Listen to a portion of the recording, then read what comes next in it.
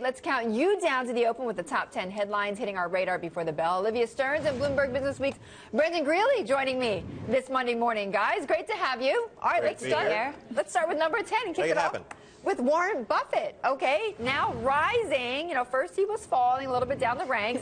Now he's going back up, replacing Carlos Slim to become the world's second richest person. And why? Well, shares of Berkshire Hathaway reaching a record high. It's all adding to his wealth, thus proving that value investing over the long term pays better than monopoly.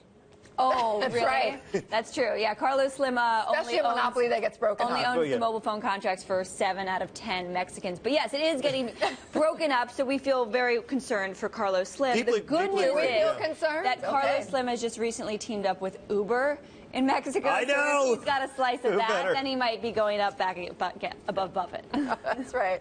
All right, well, we'll see. But who is going to unseat Bill Gates, right? So that, who's are they going to make a run for him? Do I say, speaking of monopoly? No, yeah. No, I don't. I don't say that. I don't. Well, you know, Warren Buffett, though, has yet to deploy the tens of billions of dollars in cash on his balance sheet. He's doing pretty well so far, but, you know, that has been the big question. Right. And he's got $60 billion, so he can just about buy Travis Kalanick. He's just going to have everybody come over for a softball game. You're right. All right, number 9. I love this story, guys. Members of the IOC have voted to change the process of selecting hosts, opening the way for multi-city and countrywide bids.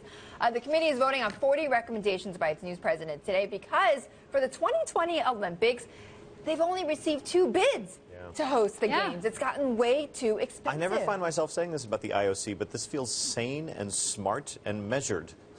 I mean, when you see what happened to, there's never a good story there except for a city that already has the infrastructure. It was a catastrophe for Athens. It's about to be a catastrophe for Rio. It was fine for London. Right. It was fine for London. Sochi, I was there. Oh, God. There's not going to be a lot replacing all of those the ski slopes that were in Sochi. It's a big waste of money. Photos as well? I was. I actually got a Russian tracksuit, and now I regret it deeply because it's very awkward to have that Russian tracksuit. In fact, I wore it on TV.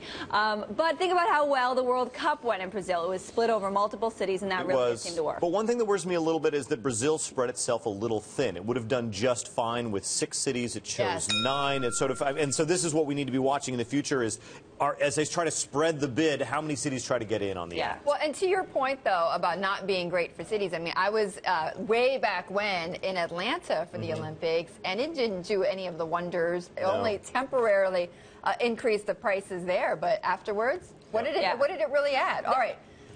Okay, speaking about prices, Olivia, we have to move on, right? Otherwise, we'll get yelled in our ears. All right, number 8, the internet moniker. I love this story. Grumpy Cat, said to have made almost $100 million, guys, in just the last 2 years from an array of products, including best-selling books and a film. That's more than Gwyneth Paltrow or, speaking about soccer, Cristiano Ronaldo.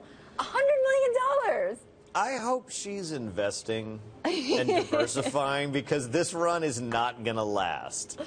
Hey, you know, if the run paid me $100 million... Exactly. It might not need to last. Well, I mean, yes. Day. She was a waitress before this. It's incredible. Do you know why the cat looks grumpy? The owner was. Not grumpy. Yes. Correction. Grumpy the cat was never a waitress.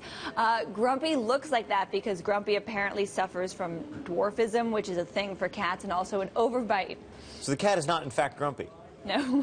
You know, the other hard-hitting news. Thank you, Olivia. The other part of this story, guys, that is also just hilarious is that there actually is a person who is an internet cat agent who took on Grumpy as a client, and his career took off. Unbelievable. Okay, number 7, more pain at McDonald's. The company reporting this morning, just about an hour ago, November global comp sales down 2.2%. That was much worse than estimated. Analysts only expected a drop of 1.7%. Also, their U.S. sales were down much more than what Wall Street predicted. It has been such a tough slug for McDonald's and Don Thompson, the CEO. And I know you're an expert. I've seen you flipping burgers and making fries. The big wrap. But they can't compete with Chipotle, the rise of fast casual. We talked about it last hour. They're trying to do everything. They haven't come up with a big hit like Taco Bell's Doritos Locos Tacos. And I'm not sure pumpkin spice lattes are going to do the trick. I know you think they might. point. I just don't think that, I mean, I don't think they understand this. They don't seem to be grappling with a sea change they're actually dealing with. You know, they're talking about maybe making production more efficient and increasing marketing costs. That's not going to do it. They're selling the wrong thing. And it's really hard as a company to recognize a problem that fundamental. You make the wrong thing that people don't want to eat anymore. Well, it's so amazing to see that in the last 30 years, now fast food is a bad word now, right? Fast food is a bad word. Fast casual, but in the meantime, is dollars and unicorns and rainbows and all that. Maybe not unicorns. Rainbows. Happy cats. Happy cats, not grumpy cats. And number 6, Uber. In the headlines again. This is after the Delhi state government banned its services, on a serious note, because of a case just a couple of days ago. A passenger accused the driver, an Uber driver, of rape. Uber CEO Travis Kalanick responded saying, "What happened over the weekend in New Delhi is horrific. We will do everything, I repeat, everything to help bring this perpetrator to justice and to support the victim and her family in her recovery." Of course he's going to say that. I mean, he has to say that. This is a tragic circumstance. Of course he does, but I have to say, like, I've never been a big fan of Uber or of Kalanick, but this whole thing smells a little bad. The Delhi was so quick to close down the service. And they've also said that they're blacklisted from all future operations. I have to say that as bad as the act is, it feels a little bit like taking an immediate advantage of a monopoly that's being protected. Here's my question, though. According to the Bloomberg story, the driver in question here had already been accused of rape before a couple years ago, obviously not through Uber. In a Delhi taxi. In a Delhi taxi, and was acquitted of those, so maybe there's something wrong with Uber's background checks.